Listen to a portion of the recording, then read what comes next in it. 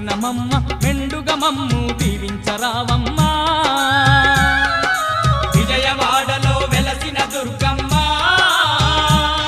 నీ పూజకు పువ్వులు తెచ్చినమమ్మ మెడలో దండలు వేసినమమ్మ మెండుగా మమ్ము దీవించరావమ్మా